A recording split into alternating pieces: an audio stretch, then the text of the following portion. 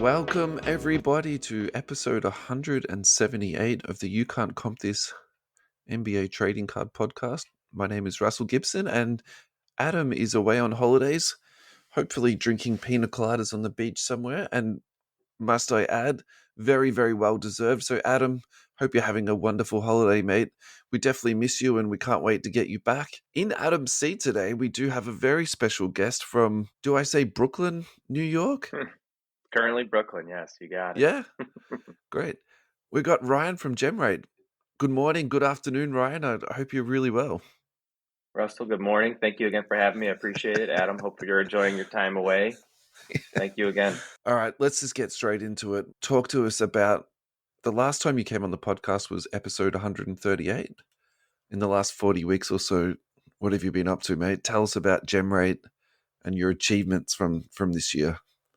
Yeah, so I mean, the highlights, I think, just quickly, and then we can kind of jump more into the meat and potatoes of this. Is just, we've been really focused on bringing more context via like the universal data that we've been working on. So, universal search is one of the most important things that we released and is doing really well, which just allows you to look up the population for a card across all grading companies. We now have like a little over 200 cards, full universal pop reports, which not only include the cards that have been graded, but also the checklist, which has been important for us as well. Like we just released, not only we're doing like the ones that you'd expect to see, like 2023 Prism basketball, but we just did the 2023 Topps Chrome release to give people some context of just like what's being graded from that through that lens, which has been really interesting to see because that's obviously got a lot of veterans in there and retired players that sort of just have a different look and feel than what you might see out of like a 2023 Prism. And so that's been big. And then candidly, one of the things we've been working on most is this is all I do full time. And so trying to make money from this business has also been a focus of mine this year, less Yeah. relevant to the audience, but just trying to do things to sort of tighten up how we operate and sort of how we sort of work within this hobby to, make sure that we are supported in a number of different ways and also prepared to sort of continue to do this in the future. This is a long run activity for us. And so a lot of the year was focused on just like blocking and tackling. So having great data, good quality, great quality, really, and then just having great partnerships in place too. And so that's been a lot of our focus this year.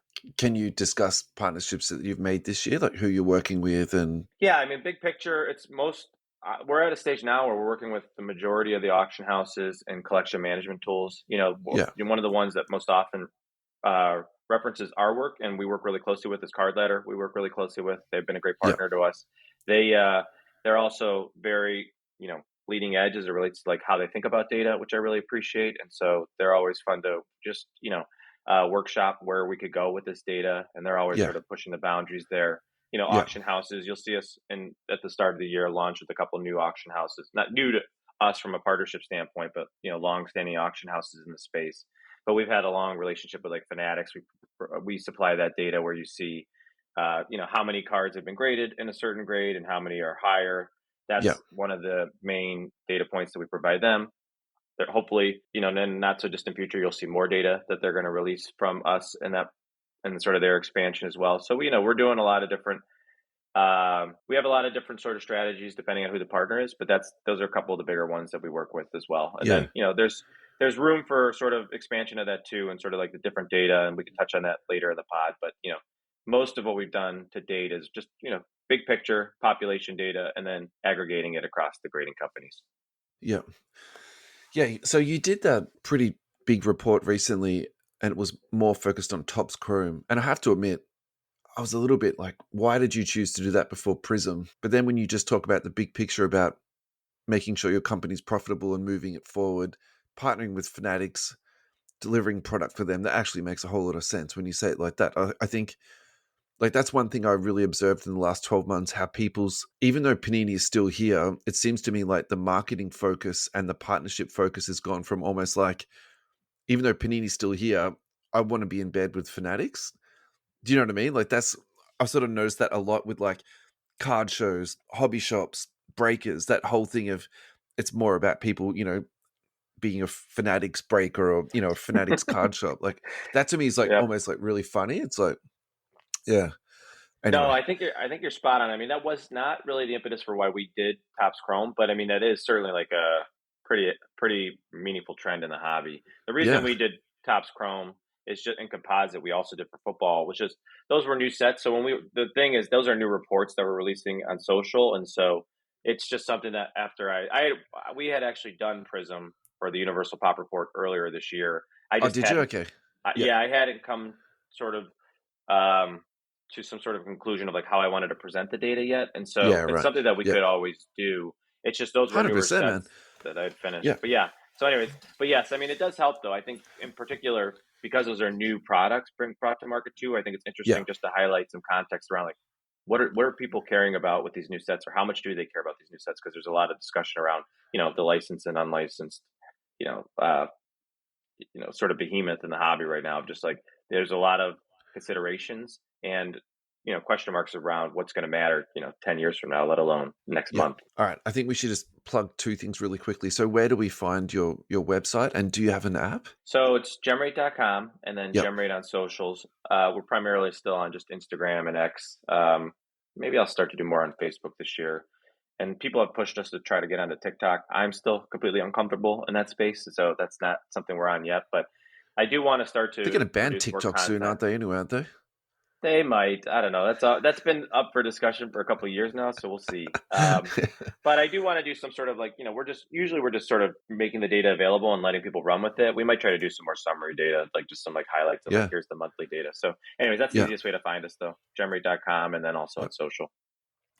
And I think other thing just to really quickly plug too is if you want to listen to Ryan's origin story, that's episode 138. So we're not going to go like a deep dive into Ryan's past, but if you do want to listen to more about how Ryan got to this point, yeah, definitely check out his previous episode. Alrighty, let's get into our first topic of today. So recently you were invited to contribute to a Collect article, which unfortunately was left on the cutting room floor.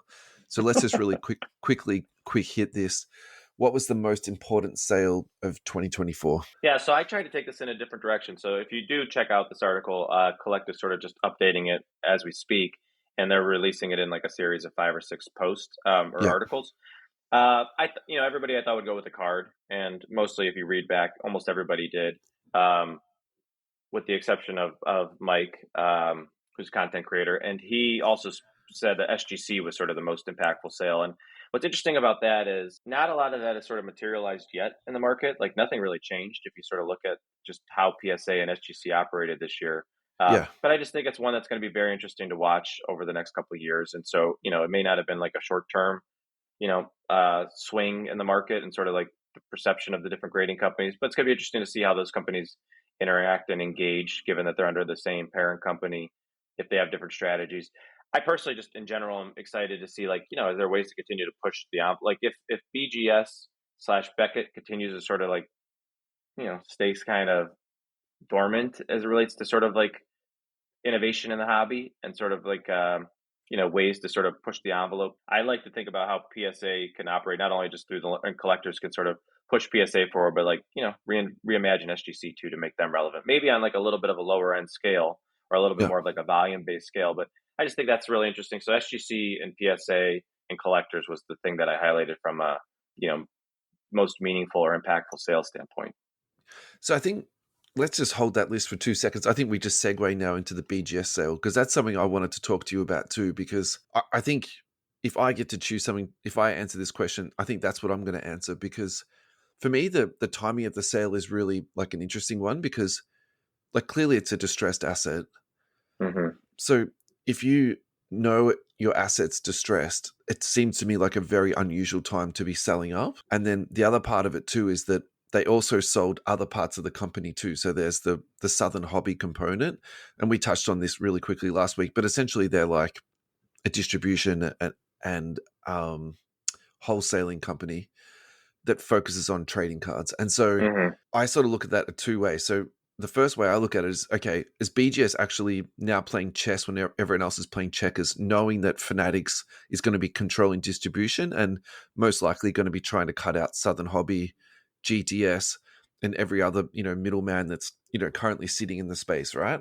Mm-hmm. So now they've actually flipped that over for some cash now when maybe in 12 months' time or 2 years' time, it's going to be worth 1/10 of what it currently is.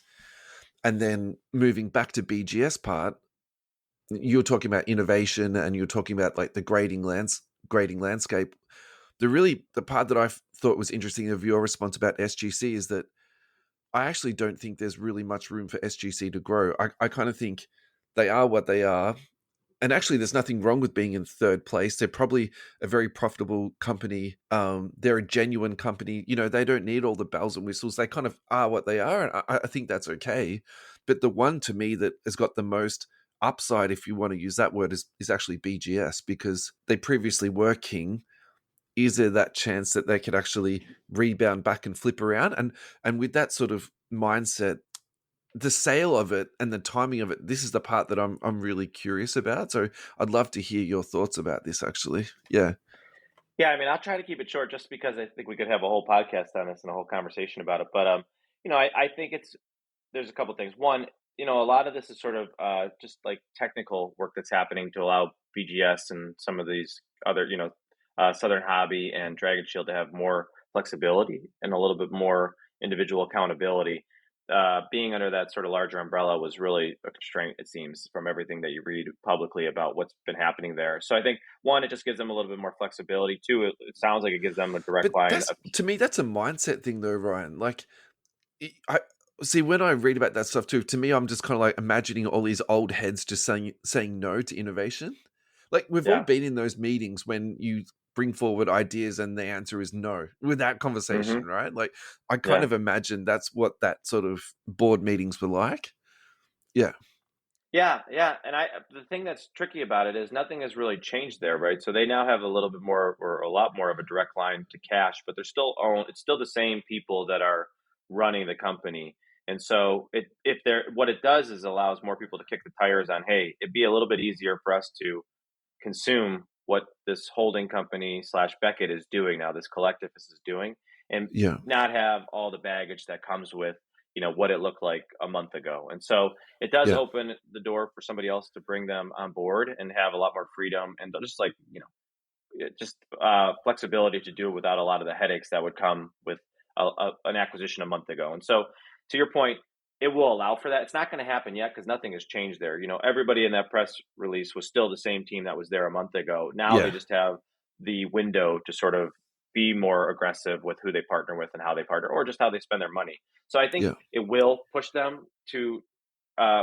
forward as it relates to or as we think about innovation in the sense of like they can probably try more things, but until they actually have what you suggested, a more material swapping of I don't even want to suggest they have to swap the team, but just swapping of sort of like motivations, then it's going to be more of the same. But if somebody sort of incentivizes that team differently to say, hey, you're actually going to be rewarded for pushing the agenda forward rather than just like not breaking things, that will yeah. be a very different story, hopefully, for the hobby. Because I'm a firm believer of like one of the things that's not really often discussed is there are 15 million slabs that people own that Beckett have slabbed over the last 25 years, and that's material.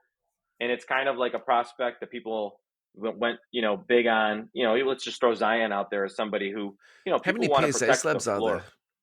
floor. It's something like 80 million slabs, maybe 85 million at this stage. So, Right. Okay. it's much larger, but Yeah. not as big of a delta as you'd get from looking at the GemRate reports that we put out every month, right?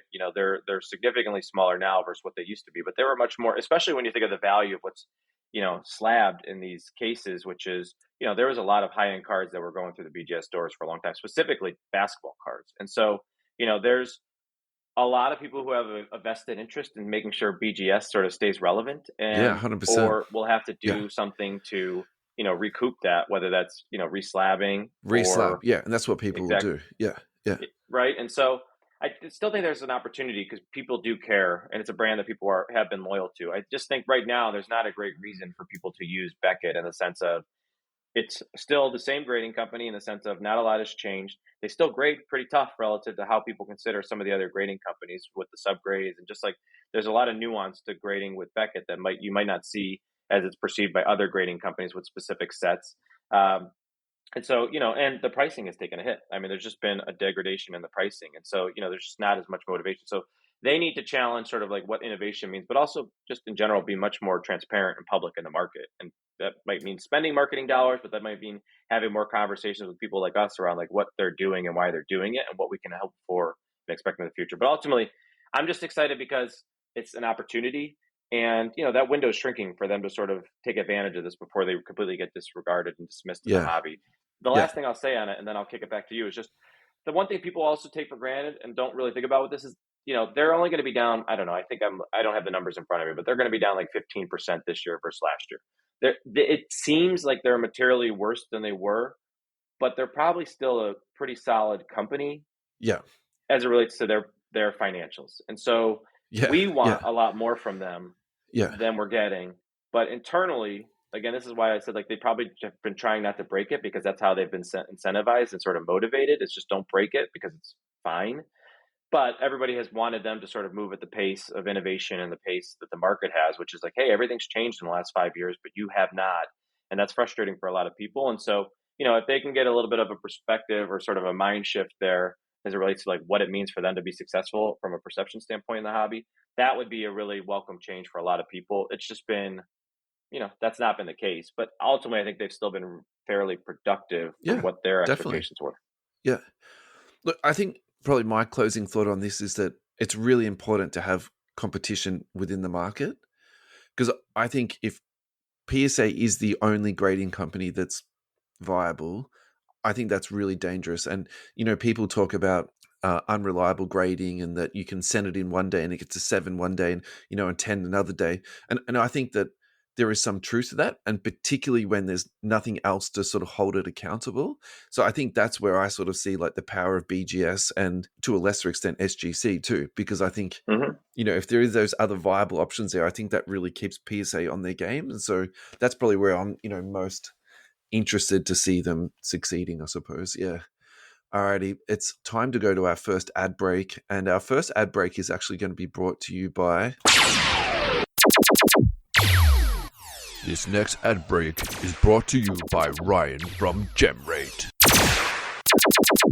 So Ryan, please use this advertising space to spruce something that you've been working on in the last 12 months. Well, so I think the thing that people will hopefully be most excited about, and there's nothing really to do about it today, but just to pay attention to, and like I said, we've talked about earlier, is if you follow us on social, that'll probably be the first place we start to window this. We're going to start to bring out or release an advanced stats pop report.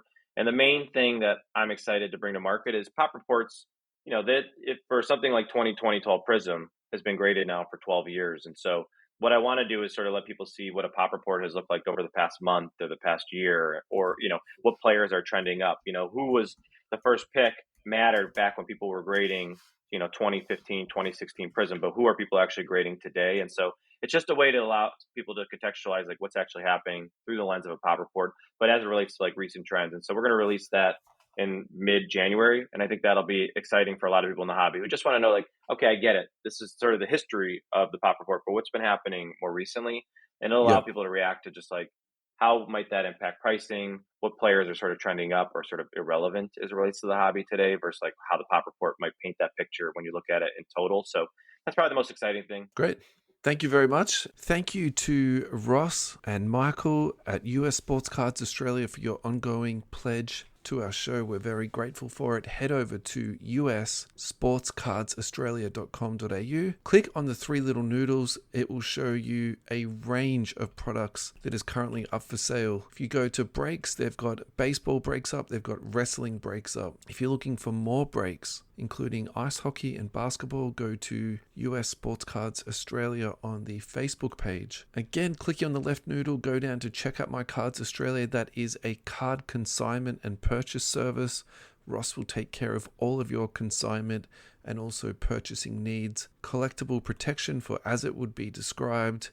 Memorabilia protection, sleeves and bags, one touches, trading card top loaders, and semi-rigid protectors for your PSA sub needs. Hobby boxes for sale. Let's have a look at this. NBA basketball. Panini Court Kings Basketball International Blaster. $259 AUD. Looking for some blank slates in that. 23-24. So Wemby Select Hobby. $1,299. One of my favorite products in terms of a value get is the 21-22 Panini Prism Basketball Multi-Pack or a Fat Pack. 22-23 Revolution Basketball Chinese New Year hobby box for $170 and Donruss Basketball hobby box 22-23 for $4.99. So a range of products. There's more products than that there too. If you're looking for some hot weather events, Ross has also got some water pistols for sale there.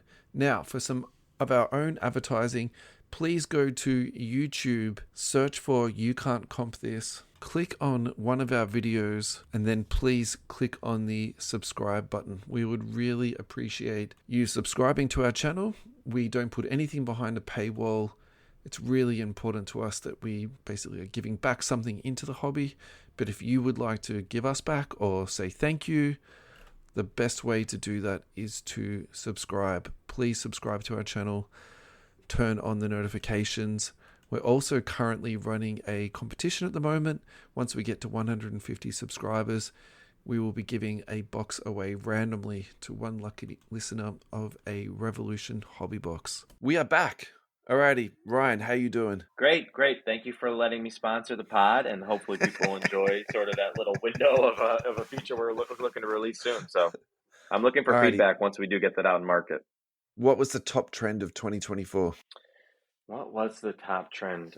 So I think two things that I'm most interested in. Again, this, you have to mind you, I'm biased through the lens of grading. Obviously, that's how I think about a lot of this world.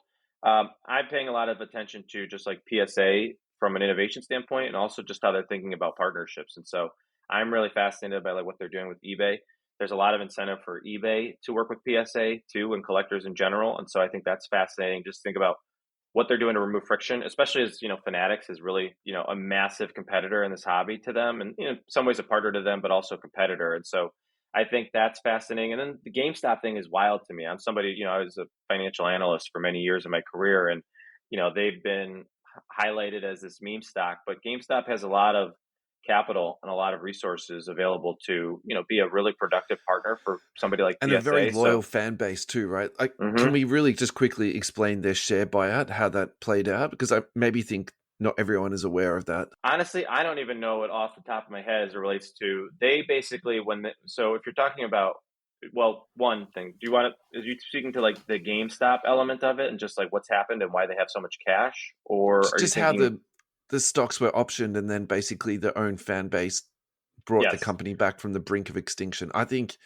that is relevant, particularly when you're now talking about crossing that over into the hobby field, and we're talking about people loving a brand, and I think that's a really good segue back to BGS. Where it's like, I think BGS sort of needs that loyalty to sort of, to keep succeeding, I suppose. Yeah. So that to me is that's a nice little segue. Yeah. Yeah. I mean, and with the GameStop thing, yes, I think exactly right. I mean, just to sort of close the loop on that, I mean, they basically, a lot of momentum around the meme stock era. There's people on Reddit, in particular, that were just hyping up sort of like what this, not even really hyping it up, just saying like, hey, watch what we can do. And that took on, a lot of momentum, and then they were able to issue more shares, but they're very cash rich now, and that they have $4 billion in cash that they raised, but still sort of the same business, which is why it's fascinating. That's the most important part, is which they have a lot of money, and usually you have a lot of money when your business is doing really well. They have a lot of money because there was just a lot of momentum behind like what the company kind of stood for, which sort of meant like being the sort of zagger in the market, which is like, hey, we're not sort of like what people would expect.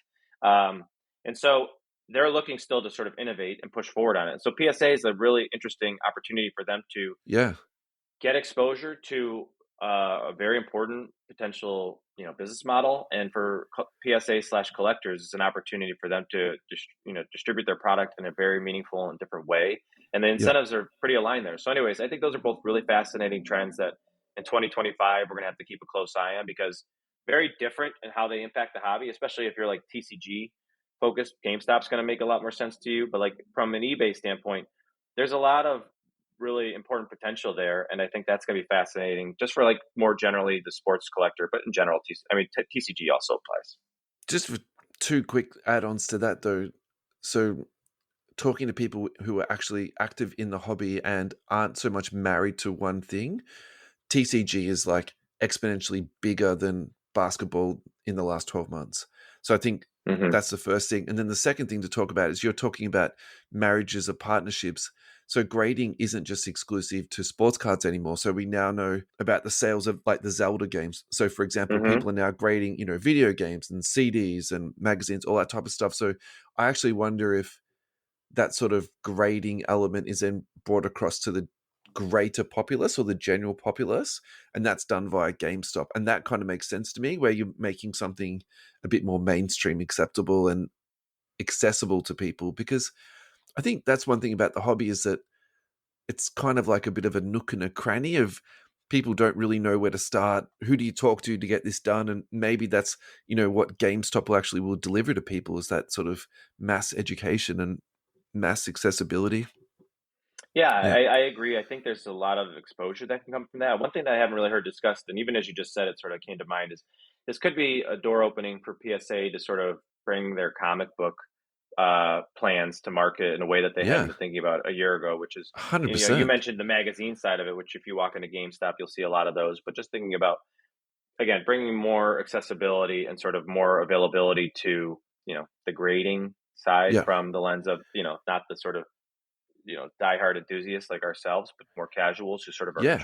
interested and intrigued. Absolutely. I definitely think there's Yeah. a ton of potential for that. Yeah. Did the hobby improve in 2024? I say yes. So I just think in general, like people are going to always have their reasonable complaints about what's not working in the hobby, but in general, I'm more excited about things that we're seeing from Fanatics, from a marketing standpoint, from an innovation standpoint. Panini could have mailed it in some regards. I think people are still frustrated with Panini, but they're still getting product out there. They're still, they're releasing new product. Phoenix did not have to be released, and so there's interesting ways that they're still trying to make money, which is still bringing So new cards to my market. low-key opinion of Phoenix, actually, that was one of the better releases of the year.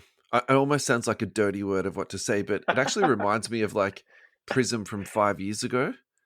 Yeah, it's a I don't nice know. looking. I mean, it's a nice looking Yeah. set. It's nothing. It's not a set that has a lot of value behind it, and people don't really know No, what to that's do with it, that's the especially. catch. Yeah. Yep. And so, The it's one of resales. these ones which is going to be great for collectors because you'll be Yeah. able to pick up some really great cards for your PC at a Cheap very singles, affordable price. Yeah. cheap boxes to rip. Yeah. But it Yeah. looks nice. It Yeah. looks nice. And I'm a big fan of sort of like the second tier sets that could hold value in the future, but like I can pick up at a discount to, what everybody's sort of chasing today. And so, Yeah. anyways, the ultimate thing I was going for with that is, though, I think in Sorry, I general the interrupted hobby's you. pushing. No. Yeah. But the hobby's been pushing forward despite all the noise you hear about are people leaving the hobby and or it's not as active as it used to be. And I still think like we're seeing a lot of new entrants. The thing that I mentioned in my notes to collect and that I think is most intriguing to me is you're seeing more athletes, you're seeing more people being willing to talk about this publicly, which sort of has like a long tail impact of like, okay, like cards are a little bit more relevant, or like the debut patches, which are only available in baseball and soccer, are something that are going to be available, no doubt, in a year or two when it comes to the basketball and NFL releases. And so I think Yeah. that's going to be fascinating because those cards are still early and sort of like with a perceived importance, and that's going to have a massive impact on how people think about the role that the new Fanatics products are going to have in the market. And so I'm intrigued by that. But in general, I'm just happy that people like athletes care a bit more because you're going to see them. One of the things I've been most frustrated with over the past 5 years is like autographs have really sucked over the last Yeah. 5 years in the sense of like they don't Yeah. look like they used to look like, and Yeah. now there might be just like on the margins more people signing cards the way that we'd hope that they'd sign cards, and that's Yeah. going to be something that maybe is like a slow trend. It's something that doesn't change quickly. But in general, I just think that there's a lot of momentum towards the ball sort of moving in the right direction. And it's not necessarily like this massive tidal wave of momentum, but just like a lot of good blocking and tackling that's going to help the hobby in the long run, and not just all these short term. Which there's a lot of short term profit taking in the hobby too, which is always a cause for concern. But I just think there's a lot of positive blocking and tackling happening in this hobby. Yeah.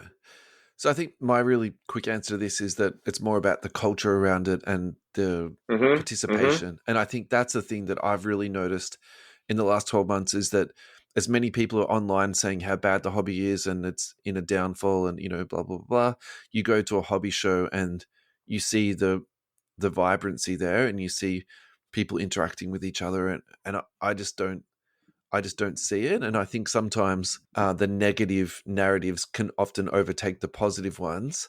And then more so than that, it's really interesting because we've been trying to look at our social media numbers. And so Mm-hmm. you look at the posts that engage really well for us, and you look at the posts that, get less engagement, and it's often the ones that are a bit controversial or a little bit negative that actually do a little bit better. And then you sort of reflect that across, bigger Instagram and bigger YouTube channels like Jeff Wilson, Dan the Card Man. Like often it's quite that really negative connotation stuff that Mm-hmm. engages people, really well. So I think you do need to consider that a little bit when you talk about, the hobby, and how it's going, I suppose. Yeah. No, I Next thing think on I the think you nailed it though. I do think, just to sort of like, close the loop on that, is that culturally, yes, I think there's momentum. I still think yeah, there's an opportunity from a product standpoint to really push forward, and also just from like a tooling standpoint to push the hobby forward much more than we have over the past few years. But culturally, I do think there's a lot of momentum, and I agree. Like the negative stuff's always going to drive more clicks, unfortunately. yeah. And so, you kind of have to just understand that's the dynamic at play, and I sort think of. that's just a fact, isn't it? Yeah, you have to accept Mm-hmm. that with social media. Yeah, it's like, Mm-hmm. yeah, yeah. 1+1 = 2. Yeah. Yeah, yeah. I think now's the perfect time to go to our second break, and we'll come back and we'll talk about Ryan's PSA top graded cards from 2024. This next drinks break is sponsored by Fast Break Trading Cards. Get down to fastbreaktradingcards.com. You'll find an absolute comprehensive range for your hobby needs. Sports trading cards, basketball, football, baseball, soccer, Formula One, tennis, UFC, and wrestling. Fanatics authentic memorabilia. Entertainment, TCG, Disney Lorcana, Pokemon, One Piece, Star Wars. Supplies. They also offer a PSA and BGS grading service. Pre-order on trading cards and gift cards too. So literally every single corner is covered with the lads from Fast Break Trading Cards. If you would like to go down to their store, 75 Tulip Street in Cheltenham. Hours are Friday 12 till 6, Saturday 9 till 5, Sunday 10 till 4. You'll find an amazing range in dollar boxes, $5 boxes, $10, $20, and then the higher end cards in their very appropriately locked up cabinets. Go down and say hello to John and Alvaro. You will not regret the experience. Thank you very much for supporting the show. FastBreakTradingCards.com. Alrighty, we are back. Ryan, what delicious beverage are you Yeah. downing there? Spindrift. I have a little bit of a cough from hanging around my 5, 7, and 9-year-old niece and nephews, and so Oh just man, they're a just little germ Spindrift. machines, kids. Yeah. Mm-hmm. So Yep. for Yep. the Australians that don't know what that is, what is that?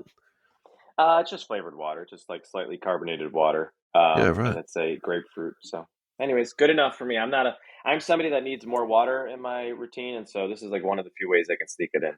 Yeah. That's one thing that we just don't have that you guys have. It's like just the choice of beverages and like the choice of Oh chocolate yeah. bars. I miss that like from the States for sure. Alrighty, talk to us about your PSA top graded from 2024. Run us through this, mate. I can't wait for this.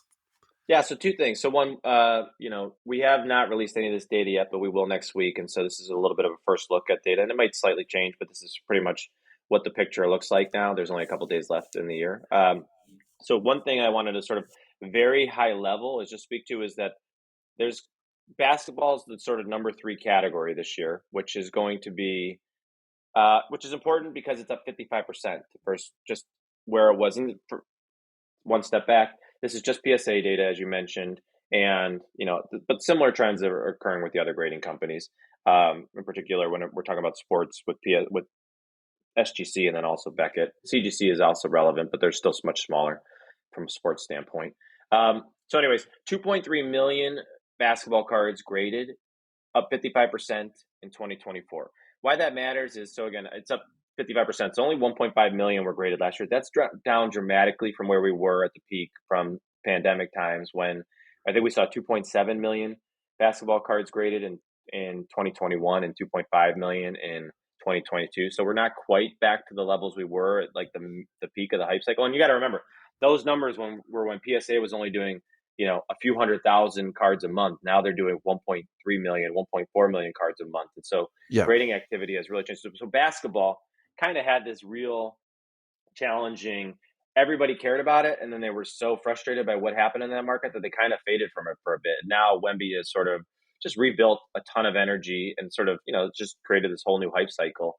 And so, and you also have sort of this back and forth around what matters when you think about, Fanatics having and Topps having releases in the market that didn't exist a couple of years ago. So there's a lot of interesting sort of things in play there. But most importantly, it's just that basketball has become increasingly more relevant again in the hobby from a Yeah. grading standpoint. And so, that matters. And if you have any commentary, feel free to jump in. But I can then, if you don't, I'll jump into the top players. But that's kind of the big picture thing I wanted to paint, was just, basketball seeing a lot of momentum, which is not going to surprise people. But I wanted to sort of frame it through the lens of, it's not where it was a few years ago, but it's Yeah. definitely on the path back towards that, which will be interesting. Yeah, I got 3 points of that. Number one, too much crap was graded a few years ago. So for me, Yep. to see less cards graded now, I actually don't think that's a bad thing. And, we talk about the hobby progressing and all this type of stuff. We don't need to see 15,000 Ty Jerome PSA graded cards, right? I like And Jerome right now. I love him too. He's a Cavs player. I think he's a really good basketball player, and that's part of the joke, right? He's a good basketball player, but we don't also need to see him graded, right? Like, he's not collectible. No, you're totally right. Yeah, I'm just messing with you. And then so, flipping that forward, I think people are probably choosing to grade more appropriate cards, whereas I think previously what was happening was people were just sending in every base card they could get their hands on, and you could flip it over and make a profit. I think that's something we need to acknowledge. And then the second thing is, we're talking about the choice and the right cards to be graded.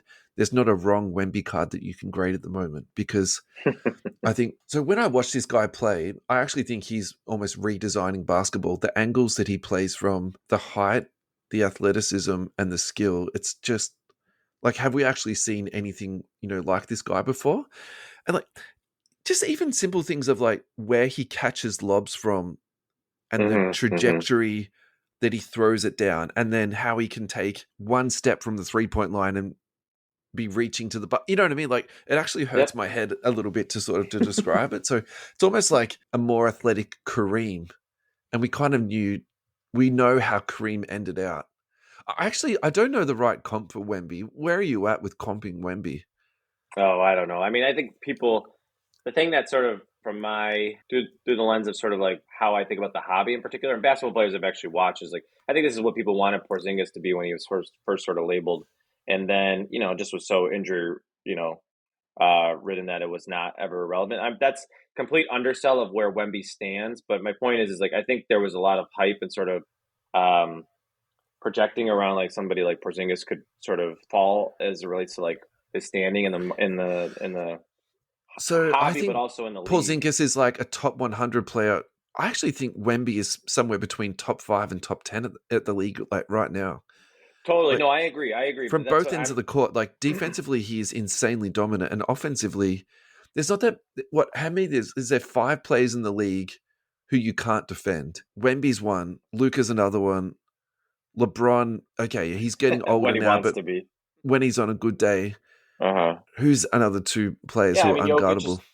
I mean, Jokic is his own sort of Yep. beast, and but the reason I said Porzingis is I just don't think there's a great comp, because that's the beauty of him, and that's why he's doing so well, is that we don't have a lot of great comps. He's something that we haven't seen before, and he creates this sort of like he sort of expands our imagination of like what it means to be a super relevant player in the league today.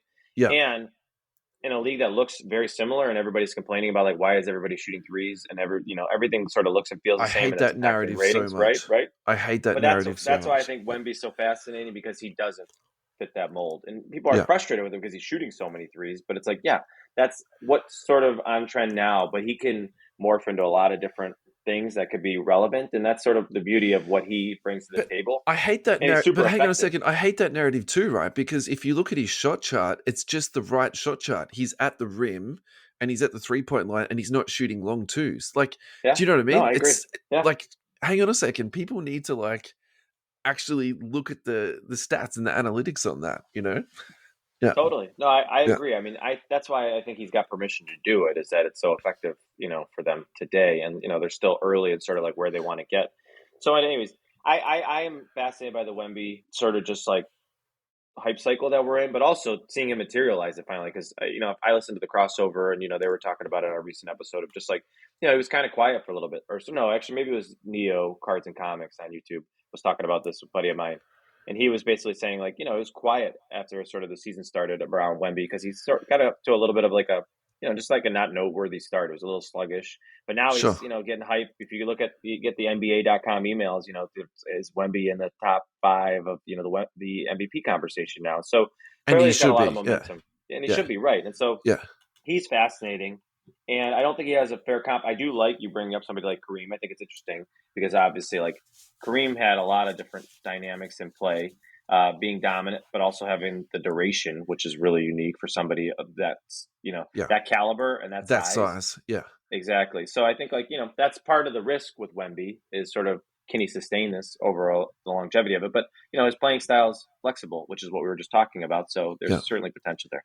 Man, we segued hard here. All right, we're talking about your top graded. Let's get Well, back no, to that. Yeah. the last thing I'll say on it that just I think is super relevant is that's such a high that we're seeing now, which is up 55%, which is, the next closest category is, I'm looking at the list from 2024, and, football's up 19%, baseball's up 15%. But what's going to be fascinating, and I was just talking, I popped into a hobby shop yesterday, back when I was in Cleveland, and I was saying, what's going to happen with 2020, this new 2024 class, because Yeah. nobody cares at this stage. And so, like, what is sort of the flip side of this when we have this, generational prospect that's now showcasing that potential, or sort of highlighting sort of what we were hoping, which is like this massive potential. And what happens when you sort of have these understated prospects from the 2024 class in the market? And so I think that's going to be really interesting, especially in this transitionary period of, like, this is the last year from Panini having the full, full licensing. And so I think that's going to be really fascinating. So full licensing, but no autographs. Right. Yeah. In a bad draft class. Yeah.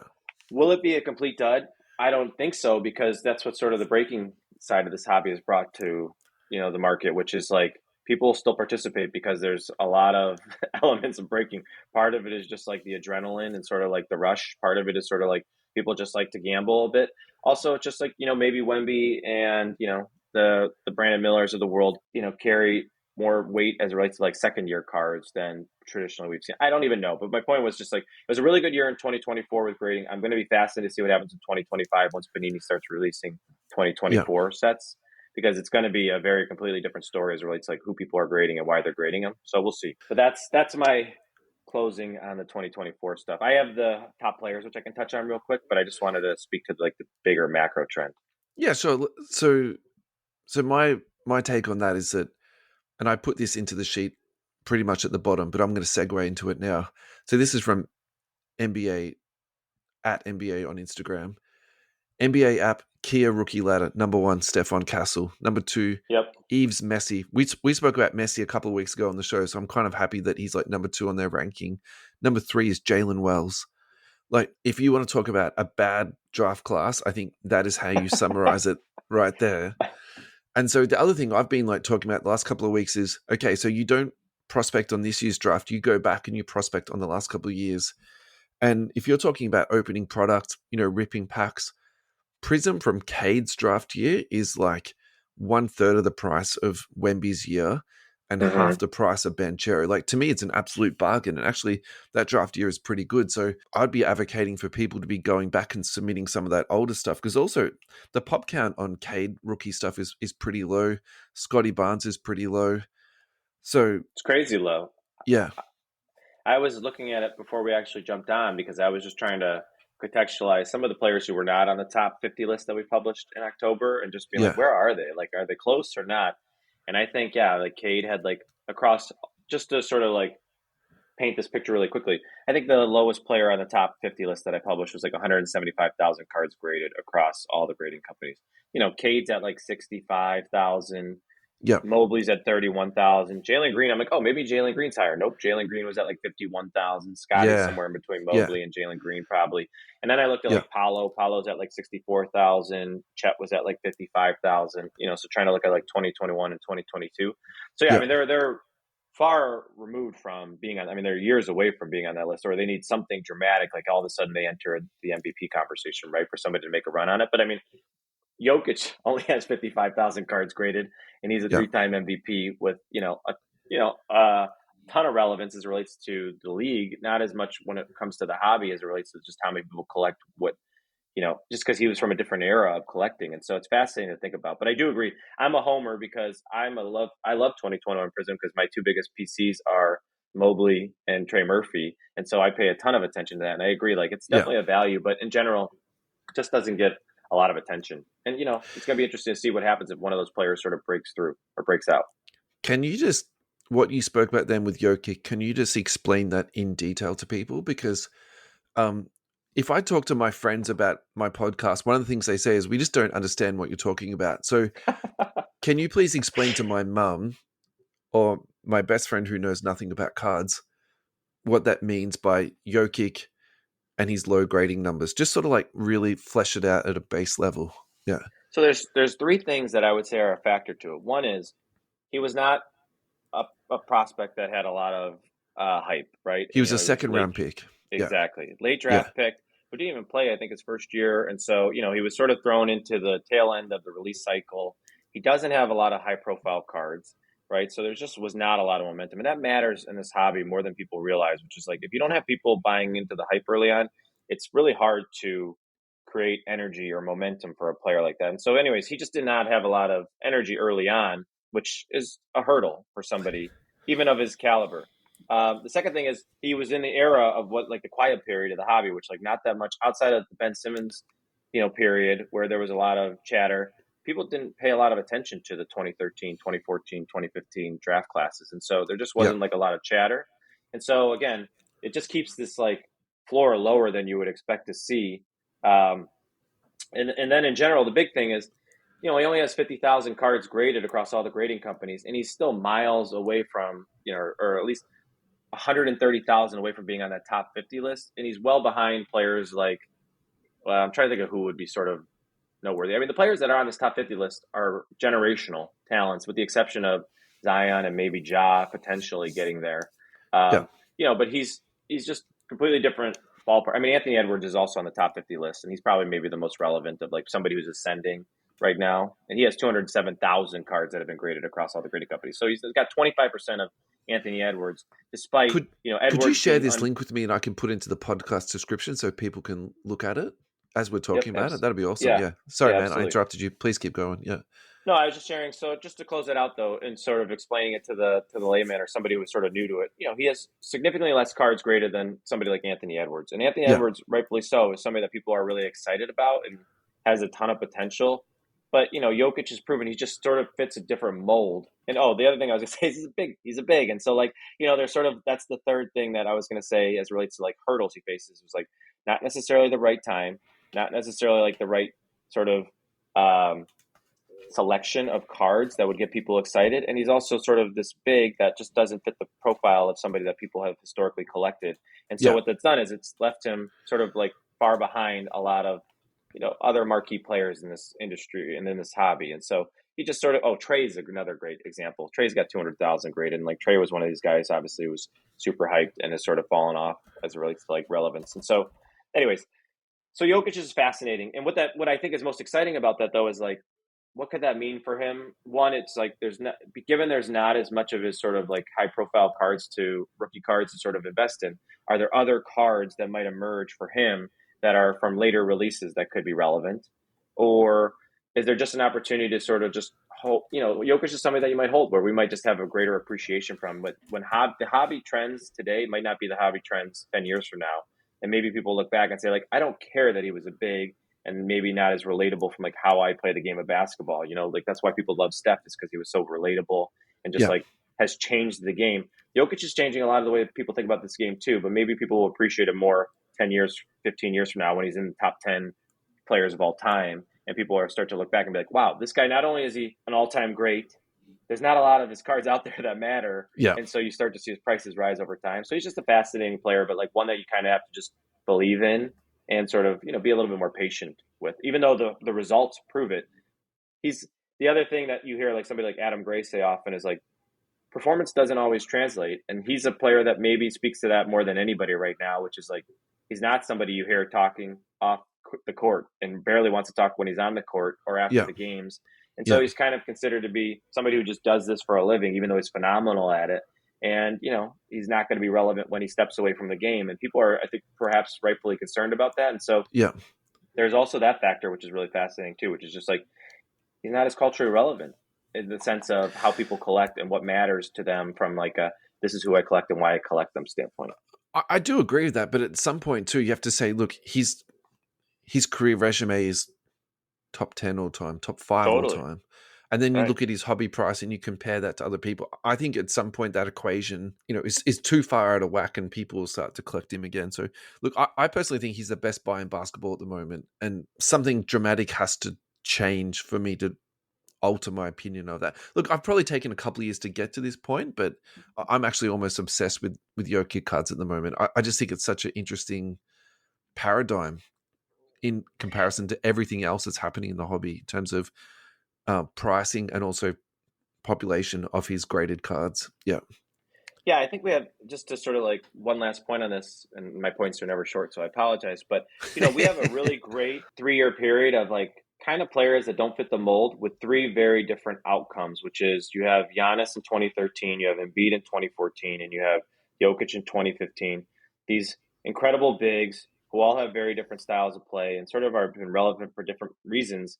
But Giannis has 208,000 cards graded, and I think Embiid has like 30,000 cards graded. And like he's almost half of what Jokic is graded. But Yeah. Giannis, if you Embiid's look at tricky though, his man. Yeah. Embiid's totally tricky, right? But he kind of He's fits this like he injured. People doesn't have hate the him. results. Yeah. He has one MVP and doesn't have any sort of playoff success that sort of would warrant people caring about it at this stage. And he's just levels removed from where Jokic is from like a resume standpoint at this Levels. stage, Yeah. right? And so, but on the flip side, you have Giannis who has 208,000 cards and has the sort of market cap that we've talked about historically, like that shows that he's sort of broken through. But why that matters, and what I was just going to say to close this point, is just he had a lot of hype that came from influencers, that came from being sort of somebody that was sort of exploding at the right time when all the eyeballs were on basketball in 2020 and 2021. And like the Gary He's V hype freakish cycle in the could same never way be. that Wemby is athletically, right? I get why there's hype around Giannis. I've got no troubles with that. Yeah. Yeah, but I mean, he doesn't do. He's freakish, but he doesn't have the same range in the sense of, and I don't even mean shooting range. Like he's narrower in that. Like he's a great defender, and he sort of can take the ball, full court, and sort of just like Yeah. bully people in a way that we've not seen historically, right? And that's sort of new to us. But he's somebody who may not translate as the game sort of evolves over the like he stopped shooting. One of the reasons people are speculating the Bucks have been winning recently is because Giannis stopped shooting threes, and like she's just sticking to sort of like what he does best, and he stopped trying to evolve there. And Which is a good we'll see idea. if that holds. But anyways, it's just fascinating to see 3 players of the sort of similar, sort of like this taller players don't matter, hurdle, and Giannis has sort of surpassed that. Jokic is sort of one that people would like to see surpass that, but sort of faces a lot of hurdles. And then Embiid sort of more the classic, like, yeah, that's kind of what we've expected. Yeah. Like he's doing what we expect to see there. Alrighty, let's go to a break. And when we come back, I've moved the sheet around while you're talking then. I really want to talk to you about market cap. And if you could teach us about market cap, that would be awesome. And then if we got time, we should talk about some Cavaliers. Yeah, absolutely. And I think that'll finish off the show. Cool. Our final ad break of today is brought to you by our friends from Melbourne Cardtel. Go to www.melbournecardtel, tel spelt tel.au, and you'll find a range of entry-level repacks for your pleasure. NFL, AFL, UFC, and of course our beloved NBA, the Hitman range are all in the $35 price bracket. Now, the positives of these repacks are a full checklist of every single card put into it, a brand that you can 100% trust, Australian owned and distributed. Darren is the GTI card and accessory distributor for Australia. One touches, top loaders, penny sleeves, the whole range for your card needs. Our listeners also get the exclusive 10% off using the code COMPTHIS10. So thank you very much, Darren and Team Melbourne Cardtel. Alrighty, Ryan, we're back. This is going to be the last segment of this week's show. It's gone really quickly. I've had an absolute ball. Thank you so much for joining us today. Market cap. This is something that you talk about, and it's one of those things where I kind of understand it a little bit, but I'd like you to please explain market cap to us, and then also to your Steph Curry market cap theory, because if you're willing to share this with us, I actually think this is something really important for hobbyists to understand. Yeah. Yeah, so just a couple quick points. Again, quick with air quotes from me. It's fine. We got 10 minutes. It's all good. Pad it out, No, mate. but Yeah. why it matters is, and look, I just to touch or sort of circle back on something I touched on earlier, which is like part of the reason companies pay GemRate for data is the supply of a card matters, in addition to the price. Price without an understanding of supply is sort of not very useful. And so market cap is taking those two factors and combining them to help you just understand what is an investment in a player's card or a player's market look like. Market cap sort of more most narrowly is around a card. You might look at, you know, um, Anthony Edwards 2020 Prism Silver and take his PSA 10 price times the PSA 10 supply, and that would be the market cap in the instance for that card. You might Yeah. want to expand that and say, like, let's actually look at the market cap for Anthony Edwards 2020 Prism in total as it relates to all across all grades there, and you would combine the PSA 9 price times the PSA 9 supply, PSA 8 price times the PSA 8 supply, right? And if you add those things up, you would understand like, hey, that's Anthony Edwards Silver Prism market cap in Yeah. total across all grades for PSA. And that's just a single grader, right? And Yeah. so what happens is you have players like we were talking about before, like Jokic just came in during a different era of his hobby. And so like you cannot look at Jokic's Prism Silver price and compare that to somebody ultra modern and sort of paint the same picture just looking at price alone. You have to understand sort of the dynamics of like the supply, how that sort of was different back then versus what it looks like now, where it might go in the future if all of a sudden that player took off, for example. Like let's say, just as an example, Trey Murphy is somebody I mentioned I collected, so keep that in mind. But like he's still sort of he's just now sort of emerging in the last 3 weeks as somebody who's looking like maybe potentially like a top one or two player on his team. He's already been kind of considered like a bench player, a sixth man. Point being is not a lot of his stuff has been graded yet because he's sort of been considered like, a marginal player. But if he emerges as somebody that becomes like potentially all NBA or something like that, you might start to see more of his cards graded. So you have to consider that in the price of what his price is today, but how much supply might be on the market and where that might take his market cap. So anyways, market cap matters and often is discussed through the lens of a card. I actually like to think about it more broadly through the lens of like what that looks like if you added up all their cards or cards that are sort of flagship for that player, because then you're looking at like a player's market cap as opposed to a card's market cap. And so it's still early in the sense of like tooling doesn't really permit you to do that super well. There's sort of ways to sort of get Yeah. a So how do you picture. use that when you're buying a card? I suppose that's like the practical question, isn't it? So how do Yeah, you translate that? Yeah. not well. I mean, that's the thing. Right now, I mean, I'm building a tool in this hobby to help people paint that picture, and it's still a massive struggle, right? Like Card Ladder, I mentioned earlier, does some things to help paint that picture, but it Yeah. tends to It skew does. towards players that they've already had on their ladder, which Yeah. is something that is still a focus for them, but doesn't always it's not something that gets as much focus for like the more ultra modern the last few years of releases. And so like you can paint a pretty good picture for somebody like LeBron or Kobe or Jordan or Curry versus like it's really hard to paint the market cap picture for somebody like Wemby where there's like a lot of cards out there, or like if you were talking about Paolo or you're talking about Cade. It's just harder to do that today because they've shifted focus a little bit. And so that is something that's still pretty hard to do with the tooling that we have today. It's something that I think everybody's mindful of, but it's hard. To answer your question, it's still a really hard thing to do, which in my mind is still an opportunity, but I would like to get to a place where the tooling makes it easier for people who are not like us, who live and breathe this. And you're somebody who's like, hey, I just went to a game and I want to start building up a collection of a player that I care about. What does their market cap look like overall Yeah. compared to somebody who's more established from that draft class, or somebody where you think, hey, maybe this player looks like they could become the next Jokic or they could become the next Luka. What does that mean? What is their market cap today and where could that go if things went right? And so it's still pretty hard to paint that. So to answer your question, hard to do today. Yeah. Possible, but more through the lens of like you have to put in the work, and it's hours of work. It's not minutes of work. It's days of work potentially. And so a lot of people won't do it. And so, Yeah. it's still a hard question to answer. So how do you? So then, why were you? Because previous conversations with me, you've mentioned Steph Curry and his market cap.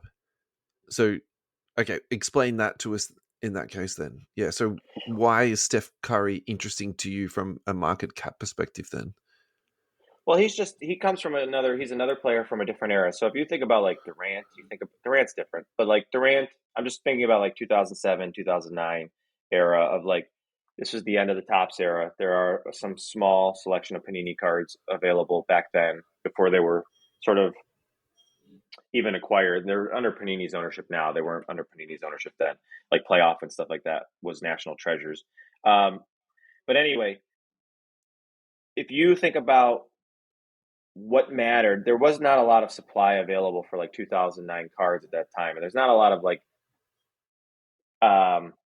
aesthetically pleasing cards that exist for Steph from that era. And so what happened is people started collecting a lot of Panini era cards for Steph Curry. And if you look at just his rookie year stuff and you think about what that means for his market cap, it's going to look understated to some degree where people think Steph stands in sort of the, the hierarchy of all-time greats. And he's going to look a little less relevant. But Steph has this long tail of cards that has, emerged in the Panini era. He's one of the most collectible players from the Panini era because he didn't have a lot when Topps was winding down and Upper Deck were winding down their licenses. And then as Panini sort of became the go-to in the hobby, it was no longer his rookie stuff you were collecting, but they did start to, obviously expand and bring all this different supply to market. So it's really hard to understand how much money is actually invested in stuff unless you go to a tool like Card Ladder and you look at his player index, which will then help you at least understand to some degree, like how many cards are out there. What does the full market cap look like?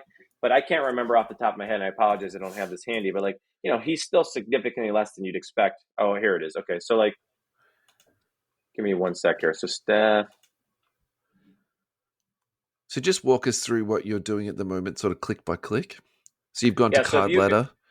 If you go to Card Ladder, they have a players tab that you can select, or sort of a players page you can go to. And what it does is it has basketball players there with their sort of, again, this is through the lens of cards that have only been added to their ladder. It's not all their cards. So it's a big qualifier of just like these cards must be like Card Ladder has a very thorough approach to approving cards and making sure they're vetted. And if it's a vetted card on the Card Ladder list, it shows up in this players list. And they use that to help paint the picture of a total market cap. And so, for example, you've gone to Card Ladder, you've clicked players, you've searched for Steph Curry or just Curry, and that'll bring it up. Yep. If you search for players and you can filter by basketball, I think there's 419 players that show up in the results. And not surprisingly, Jordan's number one. And there's 1,800 cards that are included in his index as it relates to like his player market cap. And his total market cap is 811 million. And just two other quick notes I'll say is LeBron has 1,100 cards and a $280 million market cap.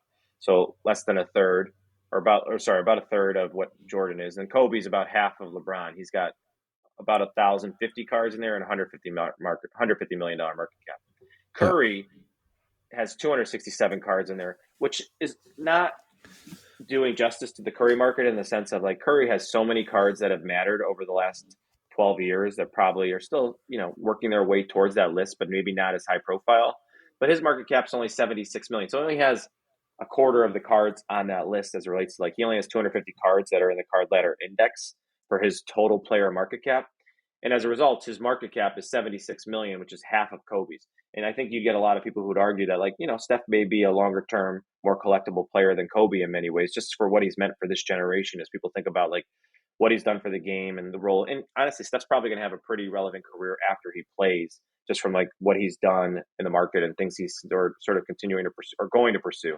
Luka, the last thing I'll say is Luka's at 65 million. So like if you think about it, like Steph's resume compared to Luka's, it's just very interesting. Luka has 730 cards on that index and a $64 million market cap. And so why I say that is Luka's almost like neck and neck with Steph there. And I think most people would tell you like there's a lot of work Luka's got ahead of him to even sort of, sniff what Steph has done. Right? Yeah. And so I just think it's important to think about like not just individual cards through the lens of like what are their price, but think about supply. I'm biased obviously because I have a tool built around helping people understand supply, but I don't think I'm like biased to a fault in the sense of like I think it matters. Part of the reason I've spent the last 4 years working on this full time is you can't just have prices without thinking about how many of these cards exist or how many of these cards, what could supply look like if this player became increasingly more relevant, and what could that do for pricing, positive and negative. And so market cap just helps paint that picture of like how collectible is that player as a whole and how is their momentum looking over time. And like the last thing I'll say with Steph is like Jokic isn't anywhere on this list. He's like so much further down. He's 10 million, right? And so like he's so small, just to sort of like close the loop on and circle back on what we were saying earlier, of like he's just a whole different level away from all these other players we just talked about. Yet the guy's won 3 MVPs in the last 4 years, a title, is the favorite to win the 4th MVP, and like it's not Yeah. even remotely close to these other players we talked about. Yeah. Yeah. All right. I feel like that last minute, I'm going to like make a short out of that. I just feel like in that last minute, you just summarized it absolutely perfectly. So thank you so much. I feel like almost like the light bulb like switched on then for me then. So that's beautiful. Yeah. I think this page is the best page to look at to have sort of help get your head around this. We're at the Good. we're at the 1 hour time, mate. So why don't we finish off with some love for your Cavaliers, because let's do the anti-ESPN and let's talk about the real deal that's happening at the moment. All right, Cavaliers are 24-4, is that right? They're now 27-4, and they've 27 won and 4. six in a row. Right. They Why are they so successful? very different style of play, and so Kenny Atkinson's come in and just like he brought in a lot of that Golden State sort of that sort of mojo in the sense of just like they move the ball a lot. Yeah. They have held on to, fortunately, a lot of the JB Bickerstaff sort of like defensive mentality that have been built in the last few years. So they're strong on both ends of the court. Ultimately, is why it matters. Yeah. And they have 4 players who are, Jared Allen probably sort of the most debatable there, but like can sort of, I don't even want to say take over a game, but matter in the sense of like they can sort of step up when they need to. And Darius Garland has sort of revisited what he looked like 3 years ago, which has been massively important. Evan Mobley has sort of taken a next step, which has been important. And Donovan Mitchell's not trying to prove himself. Donovan Mitchell last year was trying to prove himself as he was sort of having a lot of discussion around like where he was going to go and how much he was going to get paid. And so they're all sort of like, I'm caveating or cautioning this with like, it's still early, obviously, in the season in the sense of like we're just a third of the way through, and they have the easiest strength of schedule thus far. But they look like a completely different team, which has been fascinating to see. And they're much more enjoyable to watch as somebody who is a Cleveland homer and cares about this stuff. So they're just they're doing a lot of the right things. They also have a lot of depth. They have players coming off the bench who are. I was making that joke about the Ty Jerome stuff, but when he plays, when somebody's out and he has to step in, he looks great. And they've got guys like LeVert. They've got guys. They got guys like LeVert and Strus and things like that can step up. So, anyways, they're just doing a lot of the right things. It'll be interesting to see. Right now, I feel like the NBA is very similar to last year in the sense of like there's no, Boston obviously sort of coasted through the playoffs last year and sort of emerged as like the outstanding team. And, when they have Porzingis at full strength, I think they're still the team to beat. But right now, I still feel like there's a lot up for grabs. I think people, obviously, when Chet comes back, the Thunder is going to have to continue to sort of like, they're doing well and they're going to continue to do well. And Chet's sort of another one of these enigmas as it relates to like what they're capable of doing and where he might go in the future. But it's fun to see. And I like the idea of finally shifting from like, the Cavs are whatever. They're an easy second round exit to maybe they can actually do something and create, do some damage in the playoffs, which has been fun to see. Yeah. Look, so my observation of the Cavs is that they take advantage of mismatches at the appropriate times. And I think that's something that is a little bit understated in the NBA. And when you've got 4 guys in your starting lineups that can take advantage of a mismatch, actually it makes production of points like consistent and, relatively easy. So I think that's one thing. You spoke about the defensive part. I think their front line is defensively excellent. And I think their backcourt is okay at defending, but you don't have to be outstanding when you've got 2 guys like cleaning up the mess like what they've got. And I think that's a little bit underrated. You touched on OKC. To me, do you know what's actually scary about OKC is that they're injured, they're young, and they still have 30 more first-round draft picks coming in. Like, I know. Terrifying. To me, that's like something that narrative hasn't really been touched on enough. Like, what are they going to be like in 2 more years? Well, yeah, I mean, that's what's going to be so interesting, is that they almost have, they might be paralyzed with so many options at this stage. With too many assets, that's right. Yeah. Right? And so, and they've been very conservative as it relates to, like, using those assets. And, they continue, I mean, like, it's going to be something to watch, obviously, but just they got to pull the like, trigger on something, yeah.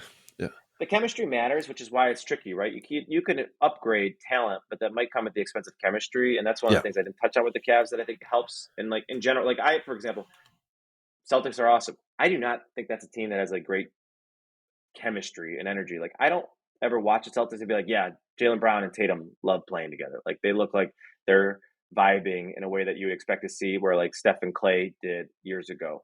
And like, Yeah. I could see OKC sort of like being wise about like, maybe we'll use these assets to sort of extend our timetable or the duration of what we're doing here, as opposed to like, let's bring in another tier one player who might throw, like a Jimmy Butler or something like that. Jimmy Yeah. Butler, maybe That would be arguably, and bad. obviously I think Butler would not be good for the chemistry. Yeah. agreed. But Yeah. they're fascinating. I love the idea of this team though, having all those assets, and Yeah. it's much more of the modern NBA of just like this, analytics driven world. So Yeah. they're really interesting. But just like adding Isaiah Hardenstein and Caruso was interesting. But Caruso. like that's a big move for them, right? Yeah. And that's not a massive move as we think about it. Yeah. All right, mate. Final thought. What do you got for us? Nothing. It's always a pleasure. I appreciate it. Yeah. I love going deep on this stuff. I apologize for going so deep on some of this stuff, but I'm passionate about it, and it's still early in where I want to take GemRate, and I do want to be able to answer that question you asked about like things like the market cap more definitively in the future. So, I would just say like if people have feedback, I'm always open to it. We're still early in sort of what the journey that we're on with GemRate and where we want to take it. But I always enjoy the conversation. I love going deep on hoops, and I just appreciate the opportunity to jump in here and weigh in on a few of these topics. And I always appreciate just the different angles you take and the stories that we're telling here. Thanks, man.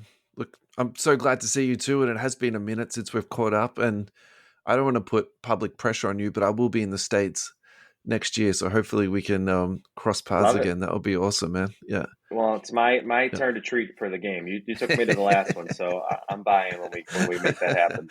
All right, man. That sounds good. Thank you, everyone, for listening today, and we'll catch you all soon. Thank you so much.